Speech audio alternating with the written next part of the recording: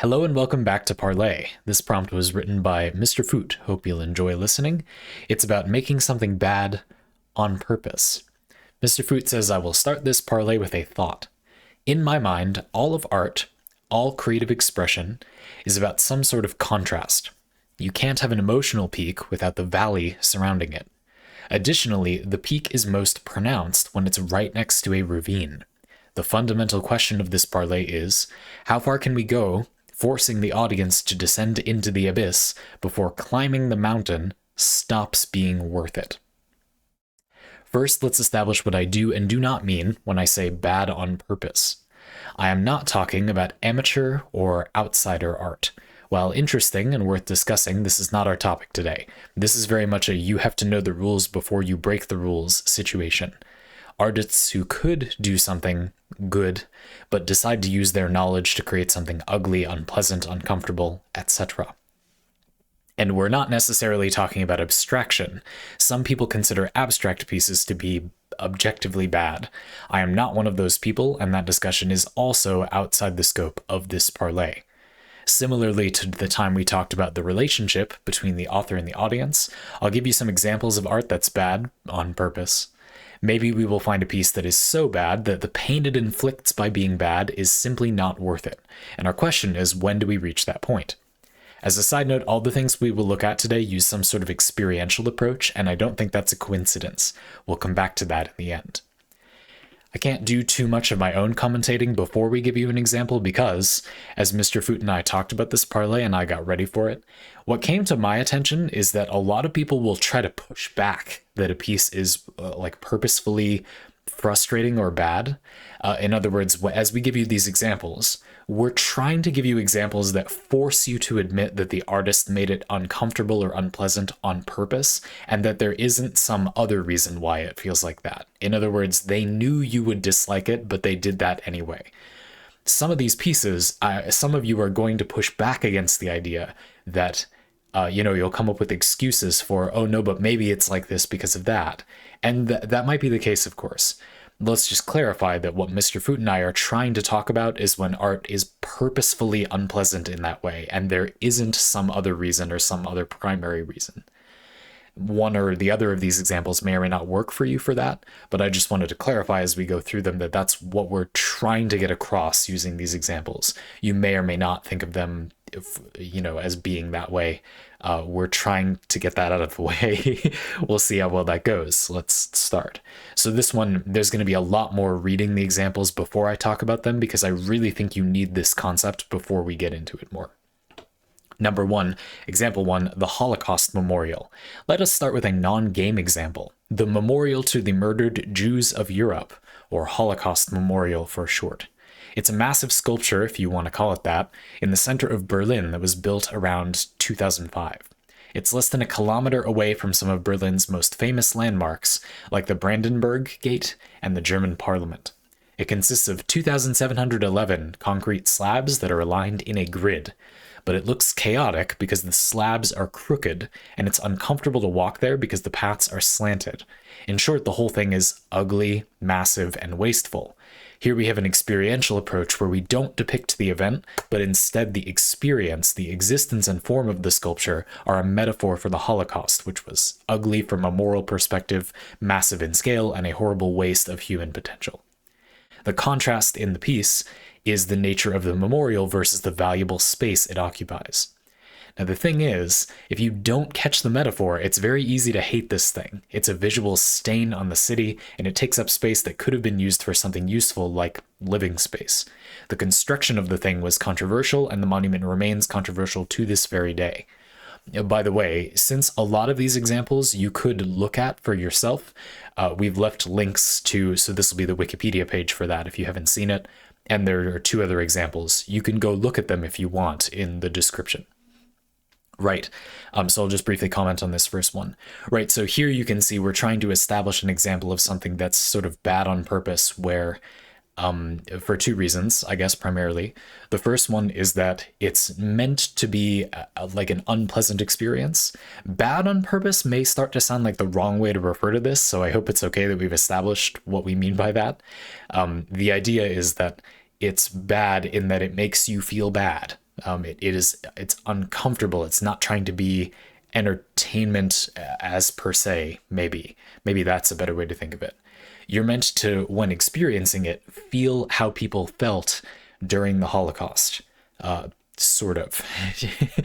And the other sort of like bad on purpose thing is there's a real trade-off, there's a real cost. There are sort of actually two inherent costs. The first one is that it's inherently unpleasant to experience, even if you do get it. Even if you get it, even if you want to understand the experience it's getting across, it kind of hurts you to get that experience, right?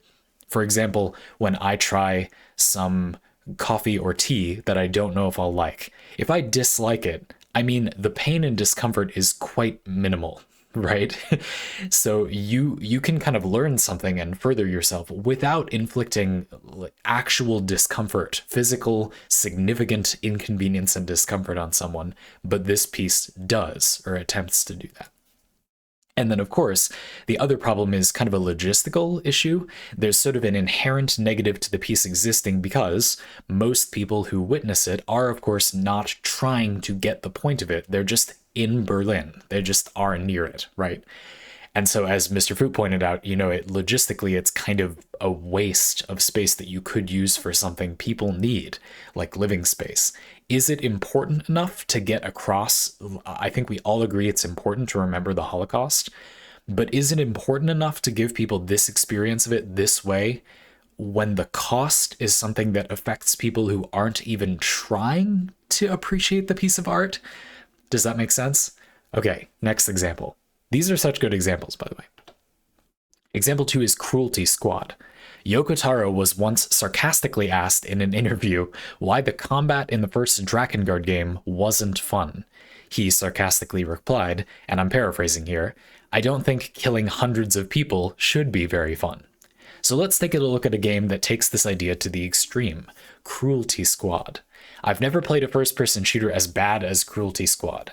At first, you might think that the developers are bad at their job, but it is genuinely hard to make something this hideous if you try.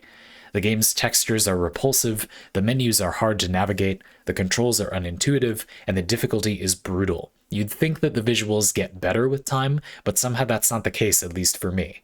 But the game is perfectly playable. You can get better and crush its challenges. The contrast is in the game to every other first-person shooter, or the lack of contrast between how the game looks and what you are doing. Again, you can go look at it in the description if you want. This is a link to the Steam store. Just seeing the trailer or a little gameplay footage gives you some of the idea. Now here, there's a few more notes, actually.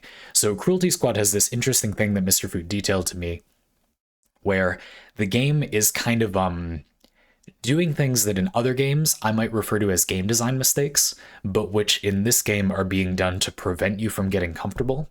The interesting thing about discomfort in something like a video game that you'll come back to, let's say 12, I don't know how long Cruelty Squad is, sessions over the course of your time experiencing it, is that humans can get used to anything. So the only way that you can make it be discomforting the entire time is to change the game itself, to change what feels like the focus of the game, to set up the player's expectations and then dash those expectations, which I would argue is one of the most objectively bad things to do in game design.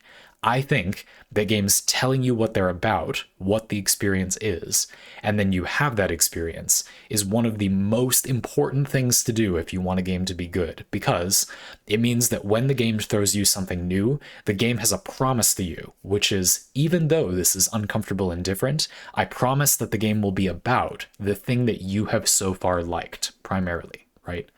When a game is difficult, the game promises that the difficulty will be the same type of difficulty as previous encounters.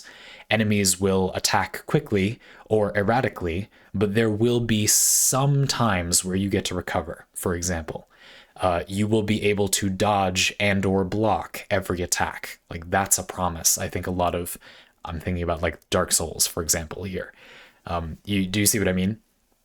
And so this is one where it's tricky, right? Like, one of the things this game does to make you uncomfortable is something that I would argue, even if you're enjoying the game as an experience, the game sort of forfeits the ability to be truthful about what it is about.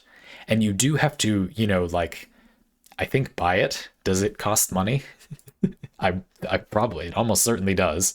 Um, yeah, it does. And even if you pay that money, not planning to enjoy yourself as per se, there's something different happening there where the game kind of has to give up on the ability to honestly tell you what it is because it must change what it is to continue with its goal, which is a large cost, I think.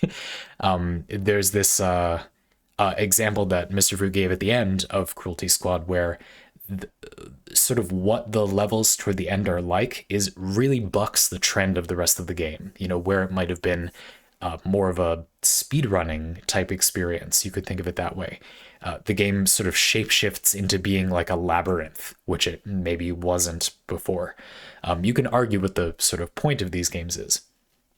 But it's interesting to see a game that not only tries to be uncomfortable, but goes further than that. Like the options menu for Cruelty Squad is just intentionally inconvenient, or like things that don't, I don't know if these things are all that important, take up a huge amount of the space. Like the game is sort of made to be intentionally not even just ugly to look at, but hard to use, like difficult to operate, which I think is weird, fascinating. The subject we're going to come back to once I finish this third example is, again, I hope you're beginning to ask, why? Why would you do this? Like, why? What is the perceived benefit to humans for doing this thing? And as I said before, I'd also like to add that some of you may have begun to push back a little bit. No, there must be some reason why they did it that way that isn't to make you uncomfortable. You know, maybe they think that looks good, or it's meant to be a parody and not necessarily look bad in and of itself, or that doesn't look objectively bad. You know what I mean? I think to human beings set up the way that we are, you can argue that things can look objectively bad, but that's kind of biting off more than I could chew for this parlay. Maybe we'll get to it. I just think it's interesting to suggest that there probably is some reason you'd go to this much effort to do this thing. I think Mr. Foot made a good point that you can't look at this and say, oh, they just made it really ugly because they're inept at game design. Like, no, obviously, as you look at it more, they must have tried quite hard to make it look just that ugly and uncomfortable. They put real effort into making the menus intentionally frustrating to use. That's harder than making them like good but neither here nor there to use. This takes more effort. It's not like they're just bad at game design or something. Well, you could argue they are bad at game design. For example, that point I made where I said, I think one of the most important rules that a game should avoid breaking most of the time is the sort of promise of what the game is about. Because if you don't have that, it's not really possible to know whether it makes sense to keep enjoying the game. You kind of just have to address your time and effort into a game without having any way to know whether you will actually enjoy or get anything that was the stated goal out of that experience. So I think that's a good justification for maybe you should, for that reason, not violate a game's sort of promise of what it's about. But a lot of games that are good in a lot of ways fail to do that. So it's not as if just because that is a fundament of game design, and I think a lot of people know that in some terms or another, that doesn't mean that games that are well made generally and intentionally always intend to do that, of course. The problem with this, of course, is that it's not like these intentionally bad pieces are intentionally bad in every way that they're bad, right? And that might be another place you're pushing back. Anyway, third example, and then we'll get to discussing what the heck, what's going on. Example 3 is Drakengard, the final song. I think we've gone long enough in this series avoiding Yoko Taro's games. The first boss of Drakengard 3, final boss of Drakengard 3, is arguably the hardest, technically fair thing you can encounter in a game. Sorry, I'm sitting down because this is a very long example. I will spoil the entirety of this boss fight, but you will probably enjoy the discussion surrounding this more than actually experiencing the game for yourself. Drakengard 3 is what is commonly referred to as a character action game, something like Bayonetta, God Hand, or Devil May Cry, a third-person action game that's defined by the idea that the player can express themselves through combat. Drakengard 3 is a very mediocre action game, but that does not matter for the rest of the discussion. The point is that that's what it's like, for all of its runtime. After you defeat all of the 5 Intoner sisters that are the antagonists of the game, you reach the finale of where your player character Zero begins turning into a massive flower, and you start playing as your dragon companion, Mihail. Unlike everything you've played up until now, the final boss is a rhythm game. The flower sends out waves that you have to parry with the correct timing. If you don't time it properly, you die in one hit. There are no checkpoints. You cannot fast forward or skip cutscenes. The whole sequence is binary. You either get every single input correct or you restart. None of this would be interesting if it would be straightforward. I highly recommend you try tapping along with a playthrough of this sequence, linked below, before you continue reading or watching the parlay. So indeed, linked below you can see someone playing through the fight, and they win, is the point of that video. What you can do is, as you see the waves coming to hit the little dragon, you can try tapping your finger along to the inputs. And what you'll experience if you do that, which I did before this parlay, it's 7 minutes long, which is no 8 minutes long. It's long is a big point as well. But Mr. Fruit continues. You can pause if you want to go do that. It starts off simple, only to start messing with you by first making the visuals misleading, then useless, and then actively distracting while increasing the tempo and complexity of the rhythm. All of the visual changes are introduced to worsen the experience of the player. And remember, one mistimed parry and you have to restart the entire sequence, including cutscenes. The game continues to introduce misdirections in the audio, combining the visual noise with misdirecting audio cues at around 6 minutes in the linked video, and complex rhythms. Toward the end, the game begins to slow down while fading to black, making the last few notes really unclear instead of timing, until the song is over. And then, the game throws you one final note you have to parry in the following cutscene without any cue for when to time it. If you die to that final note, you have to replay the entire 7-minute sequence. So just to be clear, there is one final note in the song that there is no cue, no audio or visual, no cue of any kind for when you have to time it. You just have to hit a button at a certain time and eventually figure out, I guess, how to get through the end. All of this is so offensively bad that we have to ask the question, is this fair? And I believe that the answer to that is yes, but only in the context that this is a video game and you can retry as many times as you like. The sequence of inputs has no element of randomness, and it can be mastered. And while this sequence is technically fair, it is also unpleasant, frustrating, disrespectful, and something you were never prepared for. We're not talking about amateur developers accidentally messing up a gimmick boss.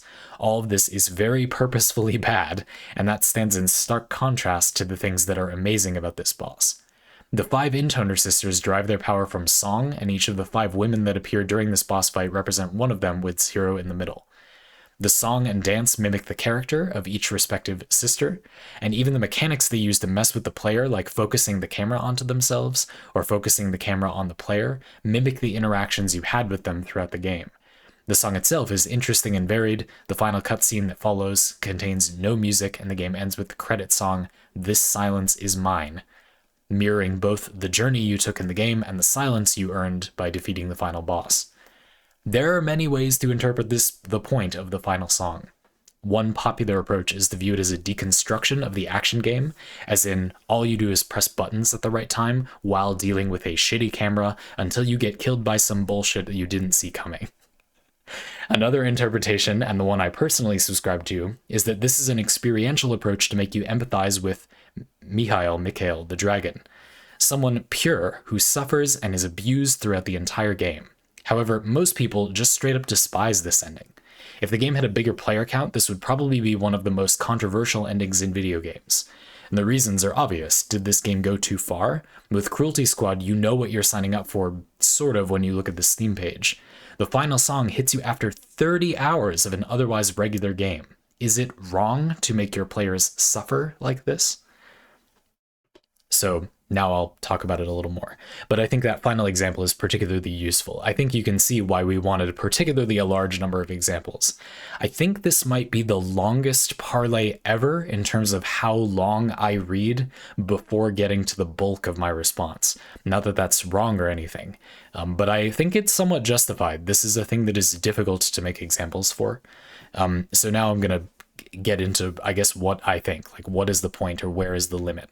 To me, the question of where the limit is comes from where the positive benefit is. So personally, I think for a lot of these, we need to discern what that is. I think the most people push back against these negative pieces that make you uncomfortable is that most people critiquing them haven't thought of literally any possible benefit to them being negative, and so they just seem pointless. It's not because it really makes any sense that they would be like a mistake, for example. For example, my partner watched the Drakengard 3 example, and she initially said, well, what if they ran out of budget? So they put a lot of effort into it. It's very intentional. But you can see how maybe this would have been cheaper to make than a boss fight. I'm not entirely sure it would be, by the way. But as we talked about it more, she said, I'm reaching for that because I don't know why else you would make it. It's not because I'm so opposed to the idea that somebody would do something that makes you uncomfortable on purpose. It's just that I can't find literally any reason why.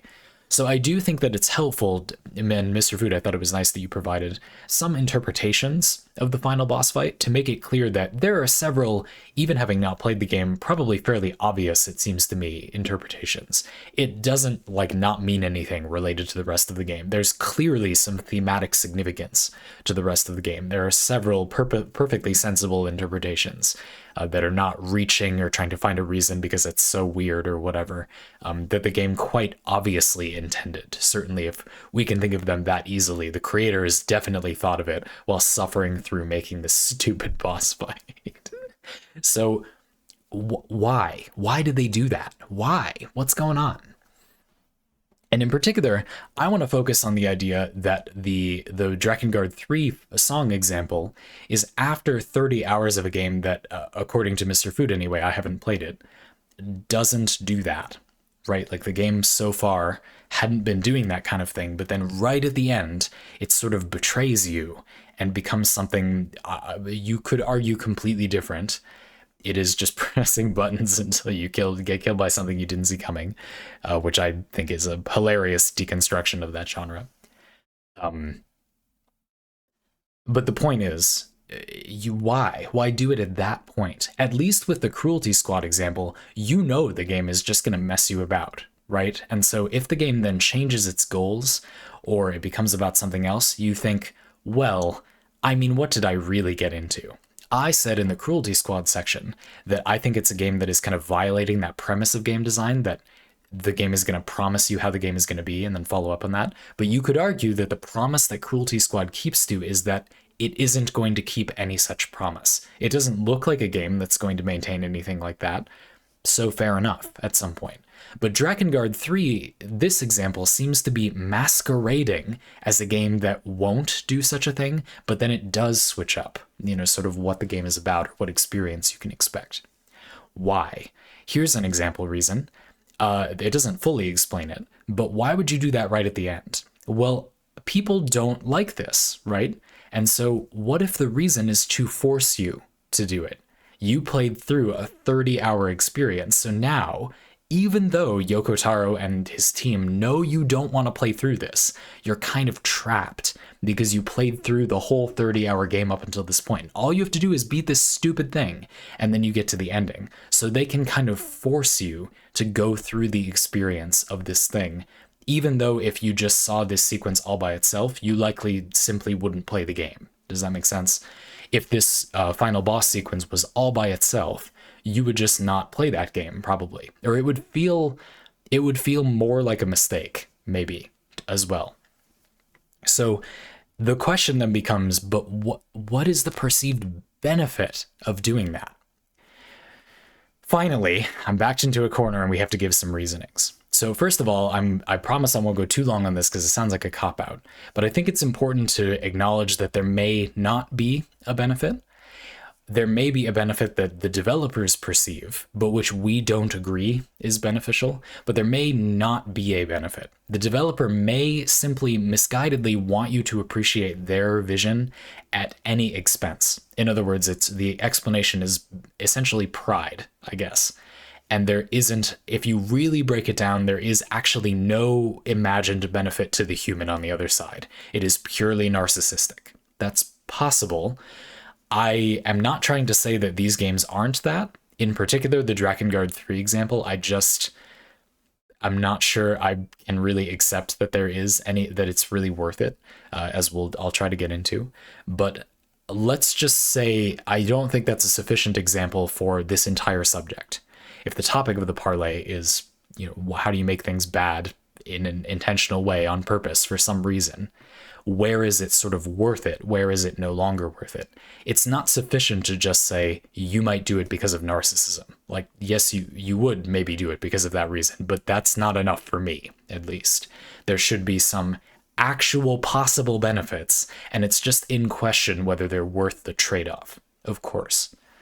So again, I'm just getting as many things out of the way as possible because I know you, like me, will think of those things probably.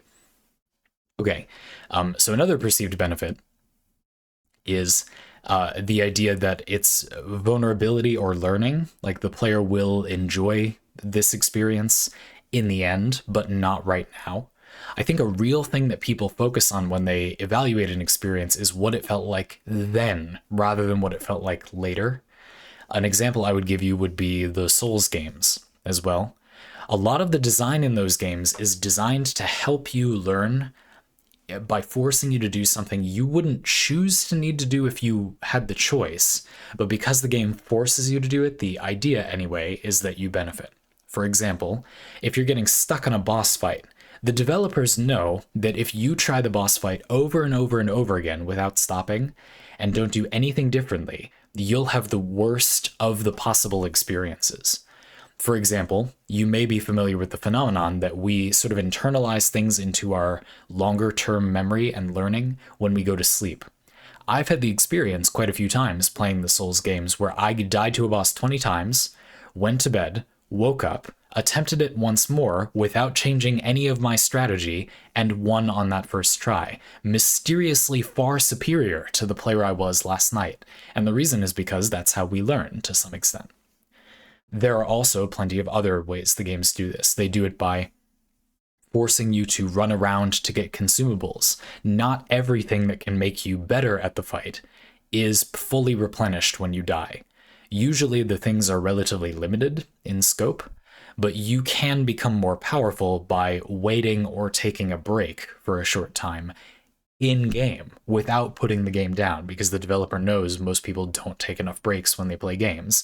And so the game is designed to require you to go grind more throwables or whatever, because they want you to take a break without needing to force yourself to take a break. They're forcing you to take a break instead. It would be convenient if those things were all filled up for you, but that would cause you to repeatedly run into the boss fight over and over again and die repeatedly. Now, just as a side note, I think one of the failing points of these types of experiences is that some people will do these things on their own. It's not impossible to just know that you need to take a break on your own and take a break. It's not impossible to notice that you need to change up your strategy, try over and over again, but truly improve trying over and over again at a meaningful pace. For example, there was a boss that I found pretty easy in Lies of P that I've read many players took like 100 plus, 200 plus attempts. And I watched some of those attempts because I was baffled by, well, not that baffled because I understand this thing I'm telling you, but I was kind of baffled that that happened. I don't think that good at these games, but it took me maybe 15 tries. I don't know. I'm not trying to brag. I didn't think I did anything worthy of bragging about. I was just confused, and so I wanted to understand.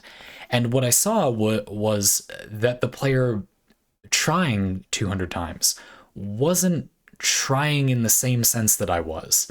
I tried different strategies 7 times and then worked on the best of those strategies, 7 or so more times. in the maybe final 3 or 4, I honed in on one. I also did a few things like occasionally I would put less effort into the fight simply to warm up a little bit or to get a feel for something, or I noticed that my rhythm, I don't know how to describe this, as a person was sort of off. Whereas a lot of players, let's just say, didn't do that. That is a skill. That is a thing about my personality. And I guess that meant that I learned much more actively and much quicker than other people did. I would argue that they didn't try in the same way. They seem to have convinced themselves that they're supposed to just study until they overcome the fight, when it is much easier to learn more actively and overcome the fight dramatically faster. They probably took 50 times the amount of time I did, but they are capable of doing the thing the way I did it. It's not because I'm a mechanically skilled player. They are the far more mechanically skilled players. It's because that way of learning is inferior to the way that I learned how to do the fight. And I'm not trying to praise myself, I'm praising the game's design for forcing me to do it that way. Now, of course, the problem is that I don't need to be forced to do it that way. If I'm bragging about anything about me, it's that I would do that on my own. You don't need to make me do it by making me stop running my face into the fight over and over again. But it's understandable how some other players, well, maybe there was a good reason to make those people do it. You, dear listener, who spend a lot of your free time listening to a guy waffle about the intricacies of game mechanics, furthering oneself, and introspecting on how you would most enjoy your experience when playing a game, for example, you are probably not the high percentage of the population where that is a warranted piece of game design. You know, you are maybe the person that thinks a little more about that type of thing. So I would encourage you to keep an open mind if you're thinking, why does the game have to do that? I know what I want for myself perfectly well. Yeah, sure, I think a lot of you probably do, but most humans don't. That's what I would assert. And the reason I bring this up in the context of this discussion is that I think a lot of our pushback against this subject is that it truly is unnecessary for some kinds of people. One of the problems with making something bad on purpose, uncomfortable on purpose, is that some people don't need to be pushed that hard to learn something from something unpleasant. And for those people, you are literally just making it worse. It is just kind of annoying. We would have gotten the point without you having done that. I would go further and argue that those are the people most likely to get it. For example, if the point of the Drakengard example was that the developer wants you to relate to the dragon who's been abused just like you're being abused in the final boss fight over the course of the game, I have a problem. The problem is that the people who least need to be forced to look at that fight are the most likely to appreciate that. I think a lot of people who you would need to force to do it over and over again to help them appreciate that, if that's the purpose of the fight, if you need to trap them in that stupid, unfair, you argue it's fair, experience, so that they can interpret that piece of art, I guess, question mark, that you made. I think my problem is the very fact that you need to trap them into that experience to get them to kind of engage with it and get it correlates with being a person who isn't going to try to get it as much. And so I would argue that maybe this is a little futile in the sense that it's a bit of delusion that people are going to try to get it, I guess is what I'm arguing. That's pretty harsh, but I do think that. I think that I've met and talked with many of you who seem like the kinds of people who would appreciate this, and I don't think you need to go this far to get some of you to appreciate this kind of thing. There was no need to create an elaborate trap for that type of player, I guess I would argue. To put a finer point on it, Mr. Foot wrote this whole 20-minute ass parlay trying to understand the experience. I'm not sure you really needed to force the boss fight to happen that many times if Mr. Foot was willing to engage with it on this level, okay? Now, the counter argument to that would be, excuse me, Zandy, the reason that it's that long is because the fight is so frustrating. That's why Mr. Foot wrote 20 minutes about it. So it works. They wanted you to engage with the piece, and they forced you to do that by making it frustrating. One of Mr. Foot's own previous parlay is about how something having rough edges can sometimes encourage the viewer to engage with it a little bit more, and that is arguably what's happening here.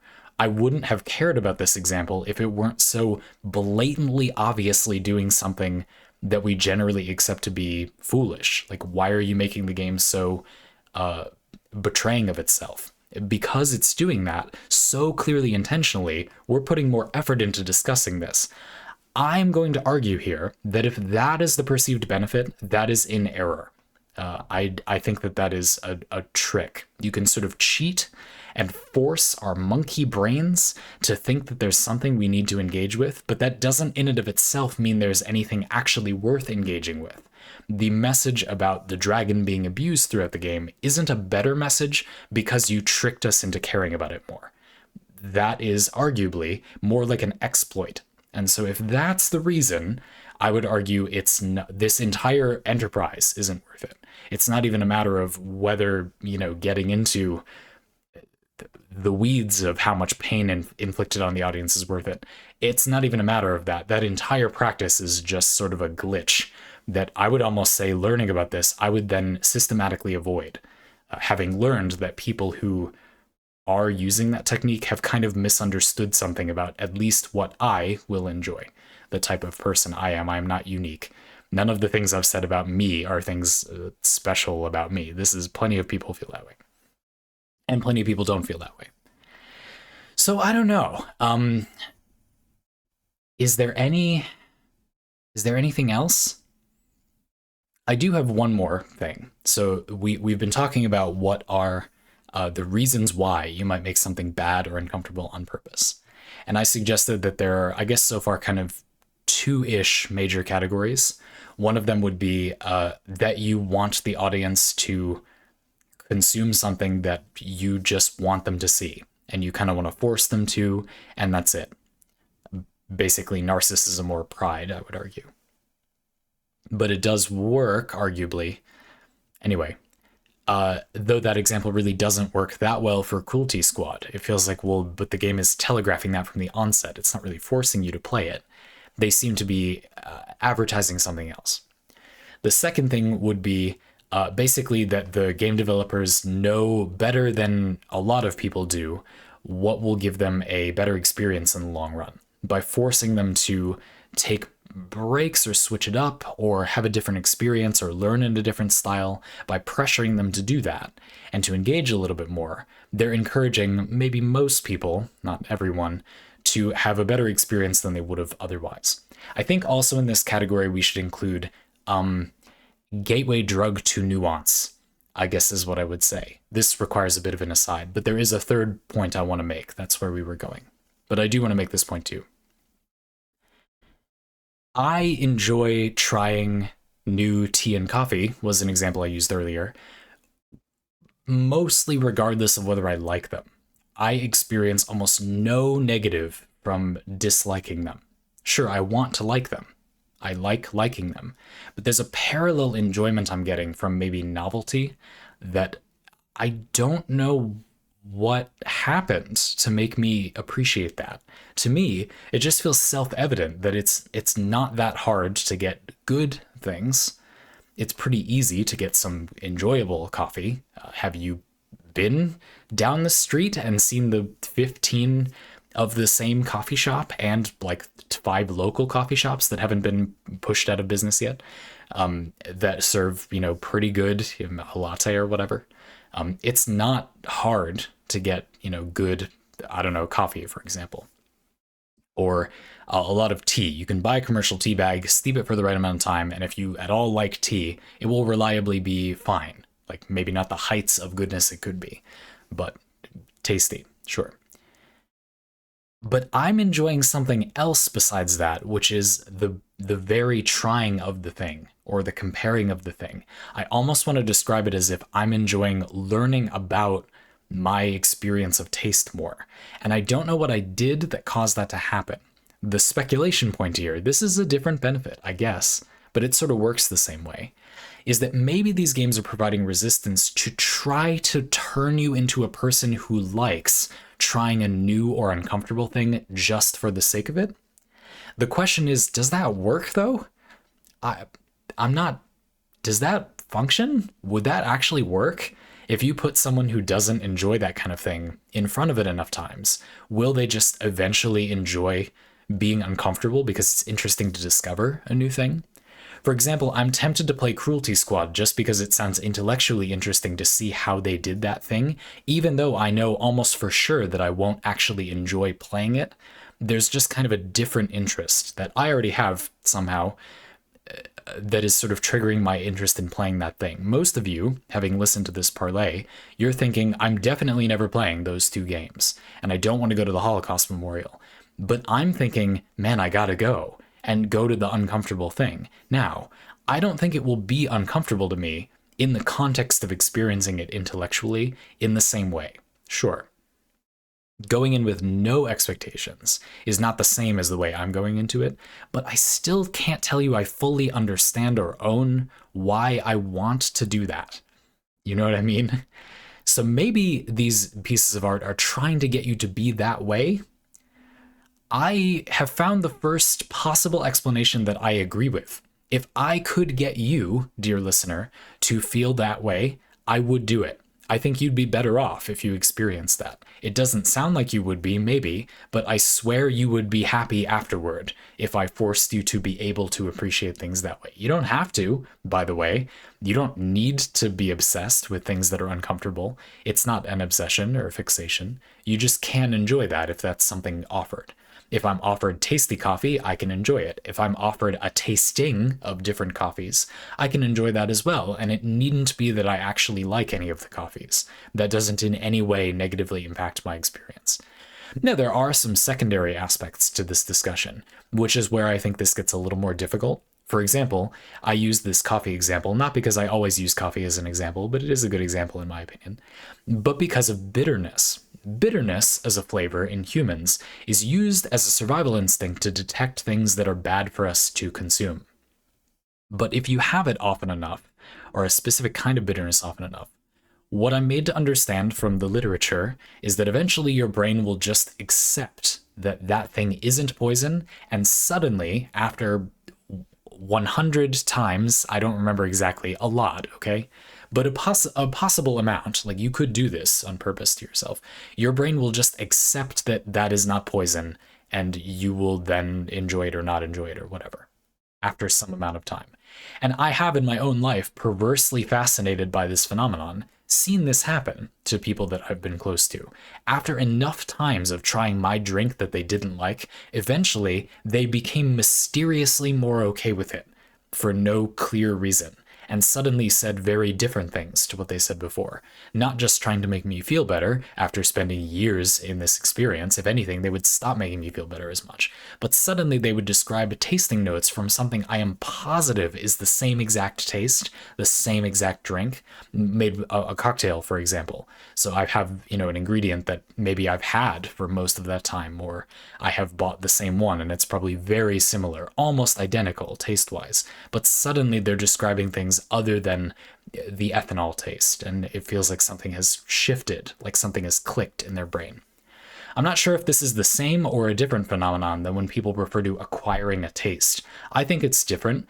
There are things that I used to dislike the flavor of when I was younger, and I didn't eat them ever until I was 30, and then I ate them, and now I like them. That is not the same mechanism as when I had coffee 100 times and changed my relationship to the bitterness, though I kind of liked it to begin with. I don't know what's going on with me about that. But anyway, I think those are different things. The point is, I could see some similar phenomenon being the goal here. Maybe you're meant to be kind of gateway drugged into enjoying this type of experience, though I'm not sure I feel like that means it makes sense for it to be purposefully negative, though. The coffee tasting example, well, they're not trying to make the coffee taste bad. It's just irrelevant whether it tastes good or bad to you. You see what I mean? Or another thing is that those are, you'd be tasting coffees that ideally most people agreed were tasty. And so you specifically might not like any individual one of them, but the goal of the coffee was to have it taste good, not like something else, right? There's no need. This is just a relationship where you don't mind as much if the thing isn't negative or positive. And again, I think if I had to summarize, that feels like it just comes from having good things reliably. And then there's just no need to pursue good specifically. You can pursue novelty and delightfully discover good things along the way. So maybe this one doesn't work. That's not really something that requires that something be negative. Maybe people don't know that. Maybe it's more effective to get people to enjoy that if it's negative. I haven't tried to get people to enjoy this before. I've thought a lot in my life about how you could get people to kind of do this thing. Huh. Yeah, I think that's a distinct thing. Okay, final reasoning, and then we gotta finish up. The final reasoning I have is that it's kind of therapy from not necessarily social media, but that's the easy example. So the idea with this is that sometimes you see people post things when a new Souls-like game comes out or whatever. A game that is like Dark Souls comes out, and people haven't played one before, but this one has the unique spin on it that makes people want to get into this one. Lies of P is a current example. And you'll see someone post something where they say, "Wow, is this what you all experience when you play this kind of game? What a dopamine hit," or whatever, right? I'm going to say something a little harsh, which is that I think that isn't something you enjoy unless you really have a problem with not getting that type of thing. If you already in your life pursue sort of long-term goals like that, I'll tell you, I don't get any sort of high or happiness when I complete like a boss fight in Lies of P, for example. It doesn't give me this long-term rush or exhilaration. My experience I could define as being rather methodical. What I enjoy when I play those games is much more a feeling of not really flow, but like successfully executing an effective learning process, or using the right tool for the right job, or I make a build for a weapon and then I enjoy how it does fit a niche. I'm making the right tool for the right job, but I kind of invented the tool a little bit using the pieces the developer made me, and that's pretty fun. Things like that. Not learning the boss's attack pattern, but learning my ideal attack pattern for that boss is kind of fun as well. Being adaptable is, I guess, how I would describe that. And you remember my example before where people are trying this fight hundreds of times. They are not interested in that. They are practicing the same thing 200 times I watched, and then eventually they perfect it and win. And the game is structured in such a way that you can win either way, which is no bad thing. But just to say that I'm not having that experience literally at all. And I think the reason, for me anyway, is that I already have that type of longer term fulfillment. I wonder if the people that get a fulfillment from practicing it over and over again and then succeeding, I wonder if this is what's happening. They've been kind of gaslit into believing that just repeating something over and over again and persevering regardless of whether it benefits you or feels like it will benefit you is good, or particularly a sign of masculinity. That's a toxic masculinity buzz concept. 2, the game is something they bought or have put some time into. Therefore, they have a sort of sunk cost experience that pushes them on to try to finish it. 3, it's uncomfortable to try new things, kind of the flip side of number 2. So they're not just going to give up and try something else too easily. After all, the kind of person who isn't going to approach the boss fight by trying to adapt and will instead practice, well, they're probably even less interested in going for more nuance, like I was saying I was. So they're not going to as easily just try a new thing, maybe. And so 4, they, a person who habitually doesn't have that sort of long-term fulfillment, has been kind of trapped into having long-term fulfillment, which feels good because it feels good to everybody, but they just don't normally do that, and so it feels very nice. Again, this is a place where I think the difficulty is that it doesn't really work that well for people who will appreciate it. It's like people will think that the game was... It's so common to hear people say, "Oh, this is just bad game design." Whether it is or not, it often is, it often isn't. But they're not thinking about game design at all. That's just a weird meme phrase that they're using to say, there's no benefit to this. This is just a stupid thing that they don't understand is really what's true. But it's interesting how this example kind of inverts a problem from before. You remember I was saying in the whole thing about trying to get the person to appreciate your art, so you force them to go through this frustrating boss fight? Well, the problem with that example, according to me, was that if that's your goal, 1, that's just annoying. But 2, I argued that the people more likely to interpret your piece of work are the people less likely to need to be forced to interpret your piece of work.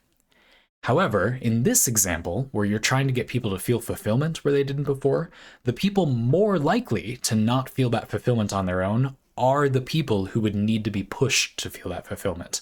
So it works.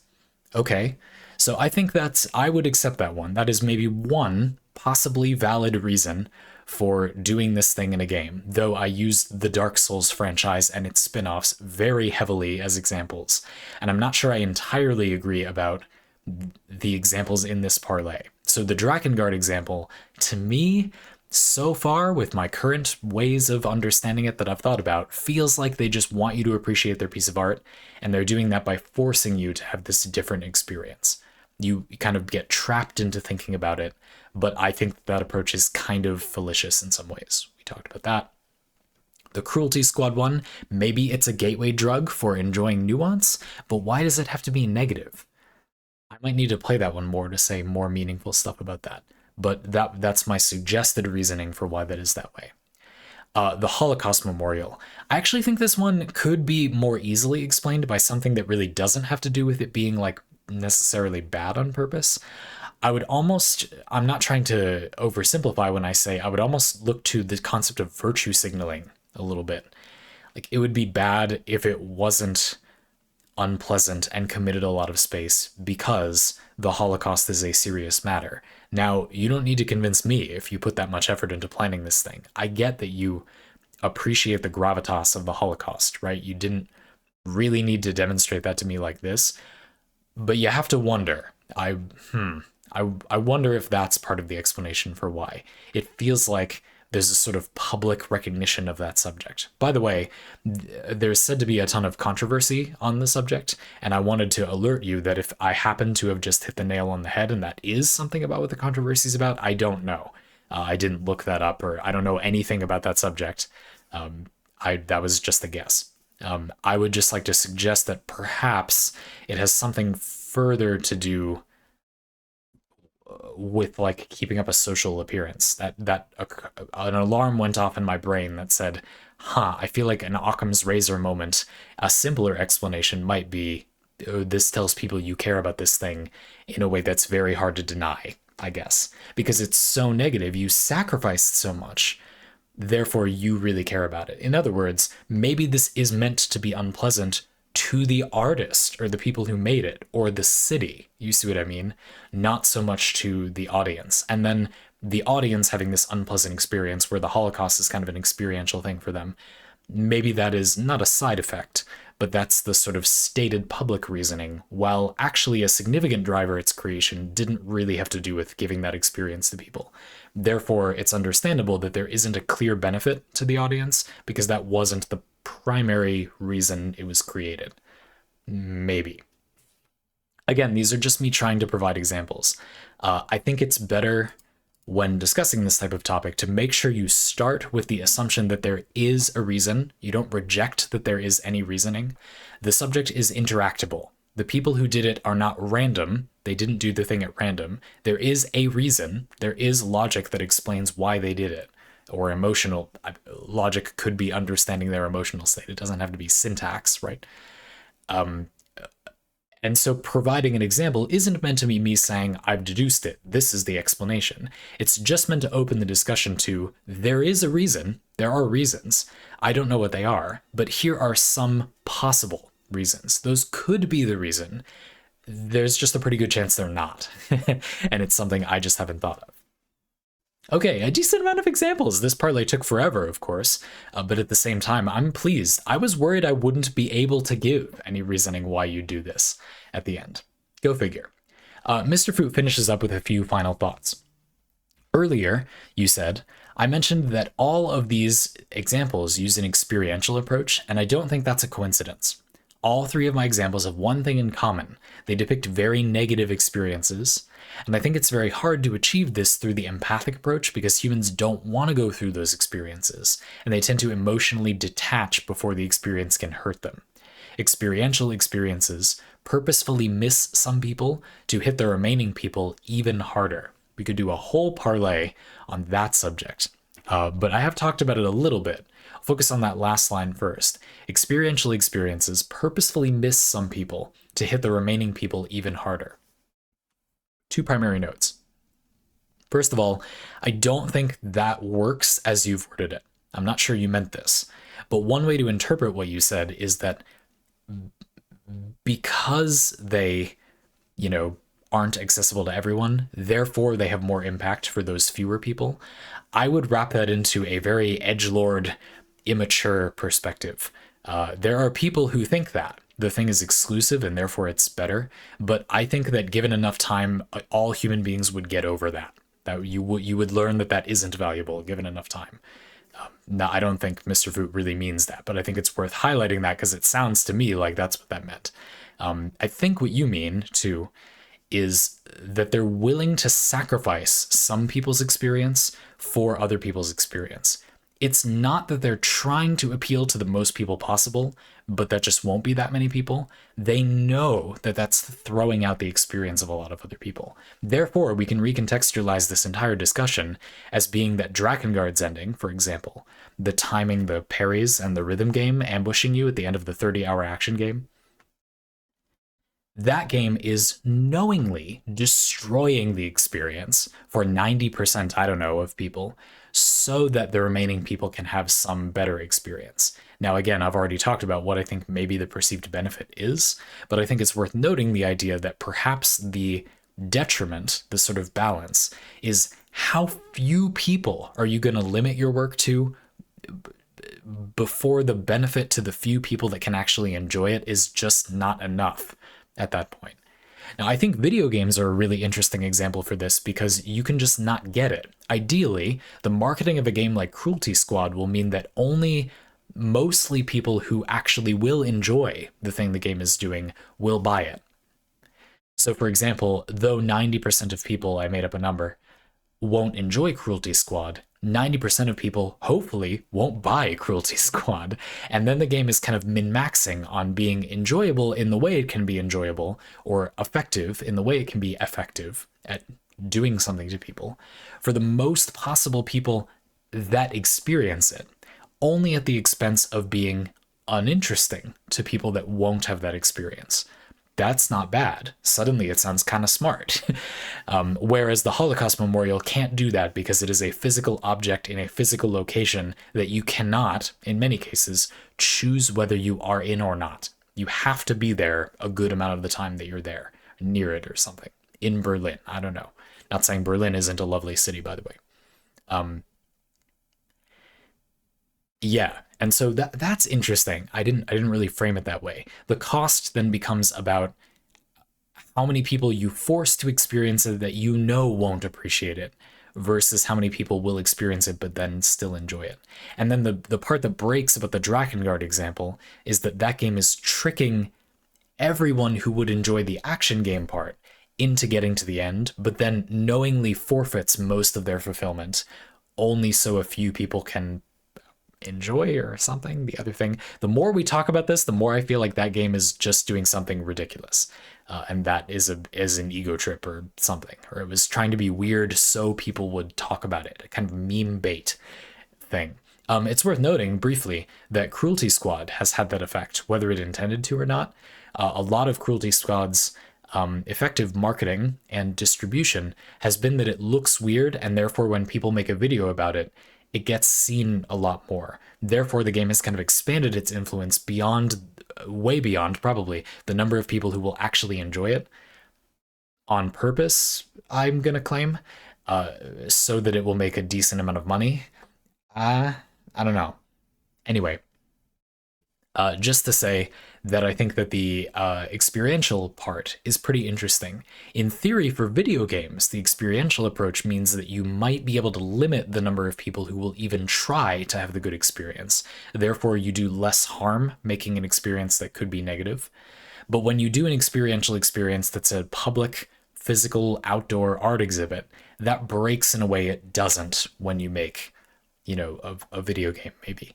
And again, just because it's a video game doesn't mean that works. You might still market it or pitch it in a way that will expose it to a lot of people who aren't going to enjoy it, or at least not the way you have in mind, on purpose, so that you can make more money. But I think it's interesting. I mean, you could look at Drakengard and say, well, that's why they didn't do it. because it would be like they were making something weird just to make more money. That's now one more reason we've eliminated why they did that, right? I guess. Again, I still don't feel like there's any actually good reason why that was done, but that's as good as I can do. Thanks for this parlay. It was huge, one of the biggest ones in a while, but it took a lot of time. Actually, if you look at the amount of time I talked about my response to your examples, it was about 30 minutes. So go figure. Thanks very much. It was a lot of fun. We got some places too. I thought this was fairly successful.